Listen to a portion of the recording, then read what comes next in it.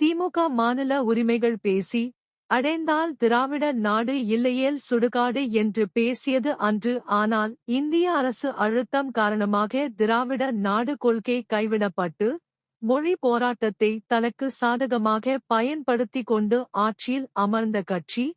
நமது நினைவு சரியாக இருந்தால் இந்தியாவில் ஊழலுக்காக கலைக்கப்பட்ட அரசு திமுக அரசாக மட்டுமே இருக்க முடியும். அப்படி திமுக என்பது மொத்த முரண்பாடுகளின் முழு வடிவம். அவர்களை பொறுத்தவரை பாஜக என்பது மதவாத கட்சி. அப்படிப்பட்ட கட்சியோடு கூட்டணி இல்லை என்று கடுமையாக எதிர்த்தார் அன்று திரு கருணாநிதி அவர்கள். ஆனால் அதே பாஜக அரசு சில காரணங்களால் கவிழும் நிலை ஏற்பட்ட போது தனது கட்சி எம்பிக்கள் ஆதரவால் பாஜக அரசை நிலை பெற செய்தார்.